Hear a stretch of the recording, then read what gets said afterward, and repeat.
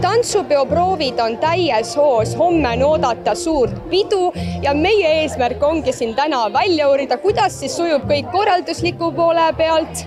Avati ka välisöökla, kus saab head suppi, lähme proovime ka selle järele ja kuidas siis üldse kõik tantsijad saavad siin selle kuuma ilmaga hakkama. Palju pidi üldse selle korralduse poole peal mõtlema sellele turvalisusele, et kõik oleks ikkagi turvaline ja inimesed tunneksid ennast turvaliselt?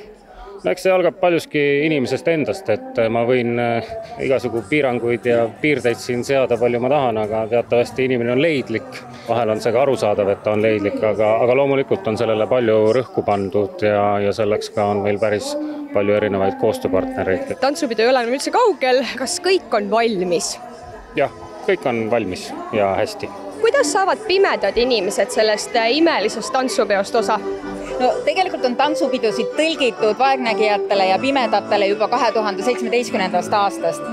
Ja see tähendab seda, et nii meie siis kirjeldustõlgid kui ka siis need inimesed, kes siia peole tulevad, teevad kõva eeltöö ära. Põhiline töö algab meil siin siis peonädalal, nõnda nagu tantsijad tulid nädala alguses, tulime ka meie ja käib nii, et mina tõlgina püüan kirjeldada igat tantsu ja mul on kõrval Kai kui konsultant, kui väga kogenud konsultant ja ma loen kõigepealt talle need kirjeldused ette ja Kai siis ütleb, et ma ei saanud aru, ma pane värvi juurde, võta värvi maha, ehk et see on selline väga kõva tandemi töö. Konsultandi tööd on ka erinev, et mina näiteks tahangi sellist emotsiooni, aga on ka konsultante, kes tahab rohkem tehnilist, et sealt tuleb ka see erinev käekiri sisse ja nii saab publik, igaüks saab oma. Täna on tantsupeol teatavasti siin väga kuum päev, ka esimene selline kõige kuumem päev, et kuidas te valmis olete selleks, et midagi halba ei juhtuks? Oleme palunud kõiki osalejaid, et püsiksid varjus, tarbiksid palju vett, ja ei paneks ennast nagu nii-öelda väga soojalt riidesse, mütsid pähe. Kas on ka juhtunud juba täna midagi, kus inimesed on saanud päiksepiste või natuke liiga palju päikest?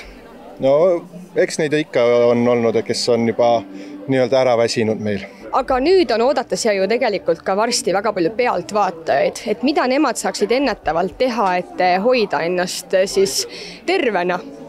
Esiteks, kui nüüd seda kuumalainet on, siis muidugi riietuda vastavalt. Ma tegelikult on alati riietuda vastavalt ilmale. Kellel siin tantsupeo ajal kõht tühjaks läheb, siis siin on ka välisöökla, kus pakutakse lausa 2 erinevat suppi.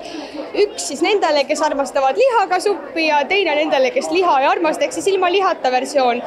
Ja magustoiduks antakse kohukest ja jäätist.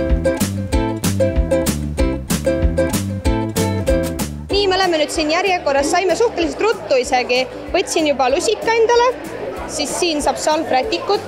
Kuidas tundub, kas on palju inimesi ka siin? Tule, ma ütlen, et päris inimesi on palju. Saame hakkama. Saame hakkama, olgu, võtame siit ka leiva. Võtsin ühe priskema leivatükki, nii. Ja kohe saab suppi. Nii, nüüd peab vaatama, kus siin üldse istuma mahub. Supp on käes, kaua ei läinud ja proovime nüüd ära ilma lihata suppi. Leiba ka. Teate, ma ütlen ausalt, see supp on nagu vanaema tehtud ju. Tõesti väga maitsev supp. Oi, issand! 2 toitlustajal on täna sünnipäev. Siin läks lausa peoks.